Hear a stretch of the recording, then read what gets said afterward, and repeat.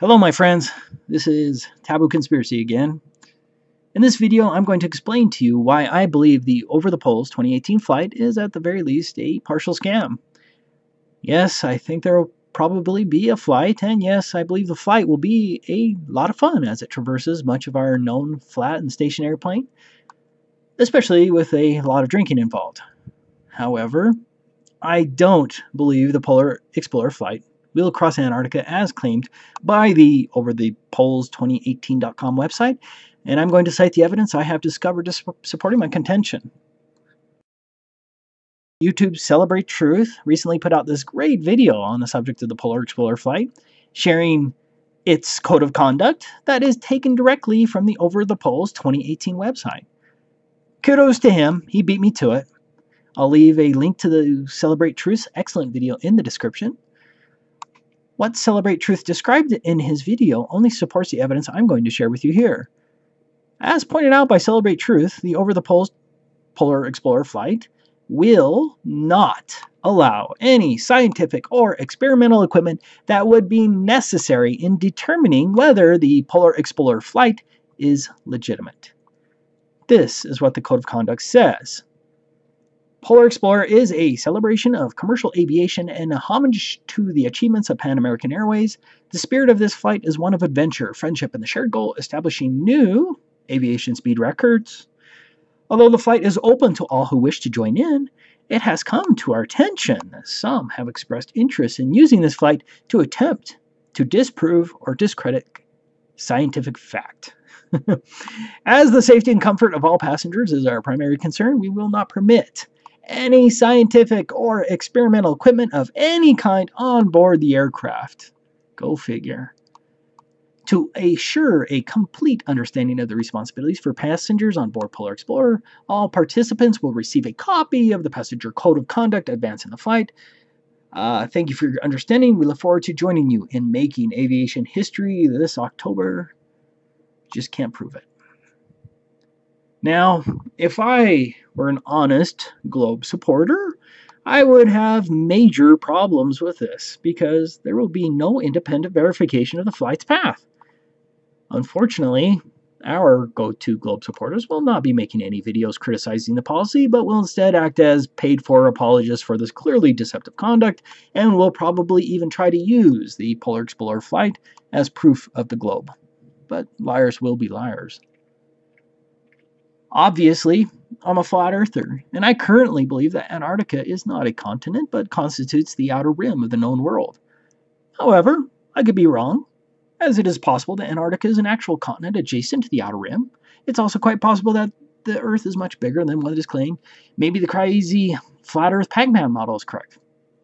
I personally don't know.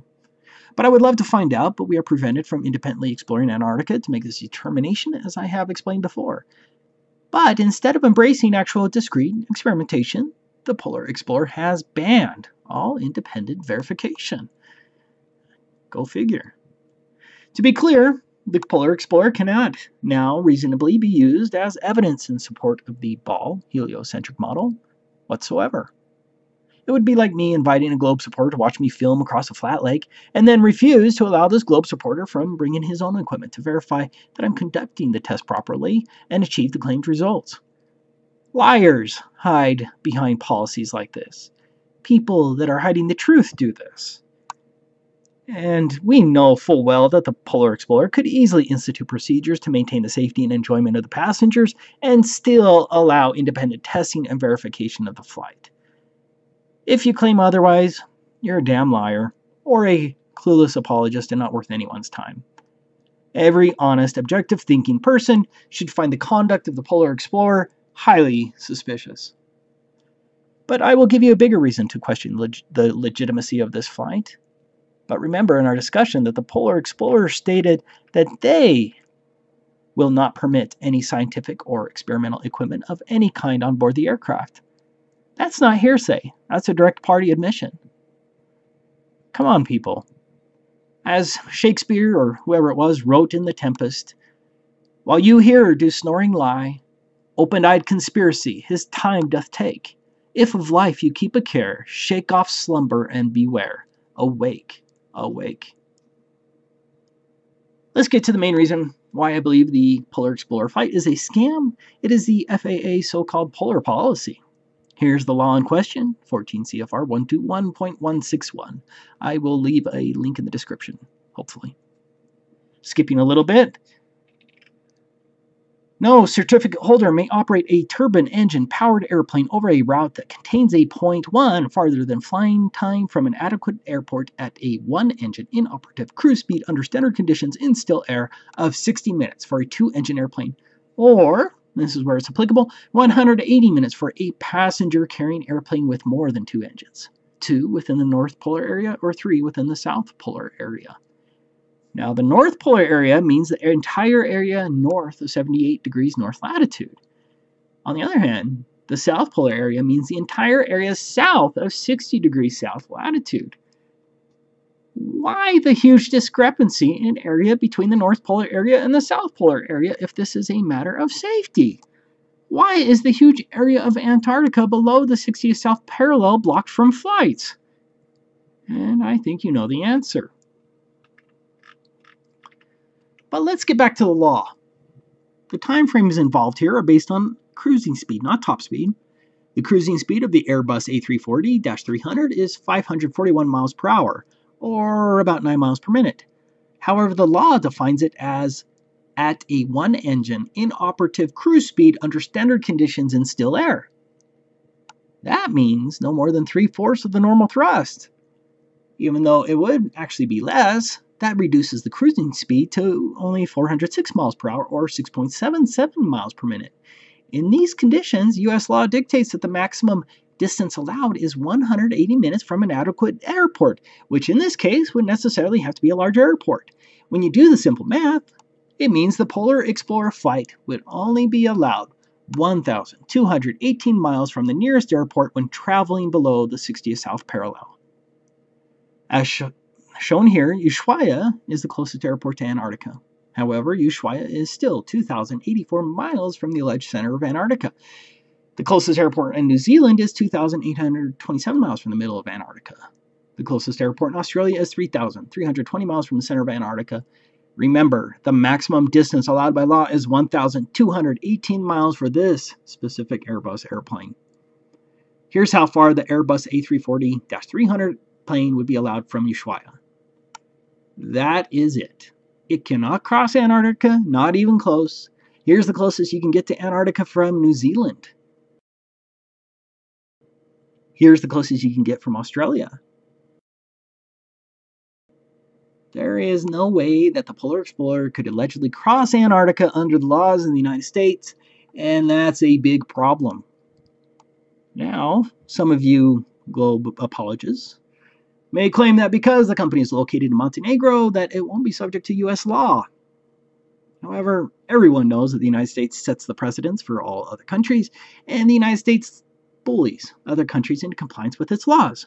I highly doubt that any country would contradict the FAA guidelines, and you will need to prove it otherwise if you want to claim it in the comments. I'm willing to learn. But in this article, Boeing makes it clear that all planes are subject to the FAA's polar policy.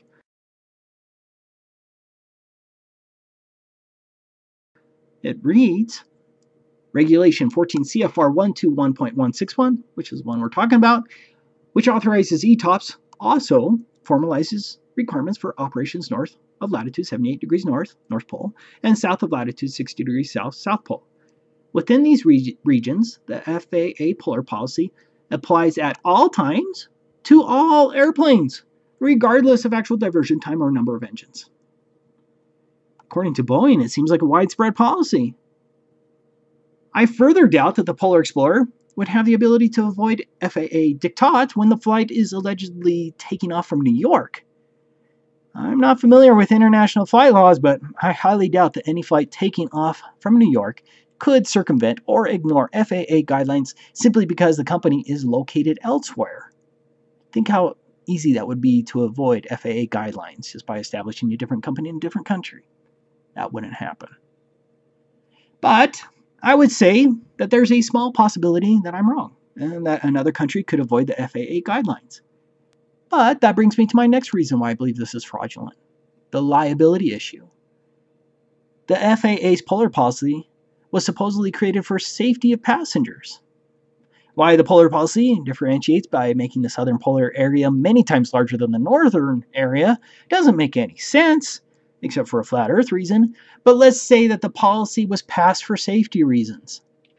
You're telling me that this flight would ignore the adopted, regulated safety policy of the United States? Now, if something were to happen to this flight, and I don't wish any harm to anyone, and I wish them a safe journey, but if something did happen to this flight, every passenger and or their surviving heirs would have full rights to sue the Beyond the Poles 2018 flight and all of the associated companies for recklessness and would be entitled to severe punitive damages regardless of any waivers. All of the companies involved would be bankrupt after a tragedy like that. Even a relatively small incident, no legitimate aviation company or insurance company would take that risk. But litigation brings up another issue as why I think this flight is a fraud. Let's say that the Polar Explorer just so happens to announce mid-flight that it won't be able to traverse all of Antarctica due to safety concerns. Or let's say that the Polar Explorer is sneakier. It doesn't actually take the path claimed, but takes a path more like the one as actually posted on the website, which strangely seems to contradict this small map. What? They couldn't draw the circle bigger? What legal recourse would you have if you were on the flight and somehow figured out that the course was off, even without any equipment to prove your assertion?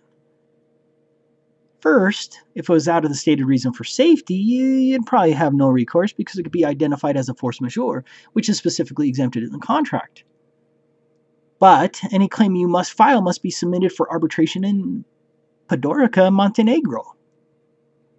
Good luck with that lawsuit in Montenegro. Now, I also found this interesting, that the actual private flight has still not been booked. The fine print reads, aircraft and flights. For the uses of this disclosure, High Fly Aero, Latino skip on, has been invited, yet has not confirmed its participation to use an Airbus A340-300 business jet. The air carrier reserves the right to change the aircraft if it becomes unserviceable with a reasonable substitute of comparable capacity. Well, that makes sense. The timetable and flight routes for the tour are approximate and subject to change. In addition, international flights are subject to landing rights and other restrictions that are under foreign government control. If a foreign government, for any reason, denies landing rights, and if travel to that destination is canceled, the passenger will receive a refund with respect to such flight as long as another destination is not provided. Whoa, wait a second. Did you just read that fine print? The flight routes are subject to change? And the destination can be canceled so long as another is provided? Are you kidding me? Let me see. Read again. The timetable and flight routes for the tour are approximate and subject to change. If a foreign government for any reason denies landing rights, and if travel to that destination is canceled, the passenger will receive a refund with respect to such flight as long as another destination is not provided. I'm sorry. Contractually, the Polar Explorer does not actually have to fly across Antarctica because the vast majority of the flight will still take place, or they could just say the destination was canceled by government. The Polar Explorer does not have to contractually do what it claims it's going to do, and they took away any ability to prove otherwise by banning equipment, and then they force you to litigate any issue in Montenegro. To be fair, I emailed the Polar Explorer on April 28th, 2018. Here's the email I sent. Surprisingly, the company never responded. I find that interesting since I was polite and expressed my interest in purchasing a ticket. Now, why wouldn't the Polar Explorer respond to such a question? I also emailed the charter company in Portugal called High Fly Aero. They likewise have not responded. Now, it's possible that the company or contractor or whatever has received or is expected to receive a waiver from the FAA, which is provided in the statute. But I checked the FAA's website and could not find the waiver in its database, and I highly doubt that the FAA hands those out easily. So, based on All of the above, I am calling this flight a scam. A company representative of the Polar Explorer is welcome to respond and reasonably address my concerns with actual facts, an exemption from the FAA's polar policy, or some other issue that I overlooked, but that is backed by evidence. However, I will leave this video up calling this flight a scam until the company responds or my legal assertions are found incorrect. Thank you very much and have a wonderful day.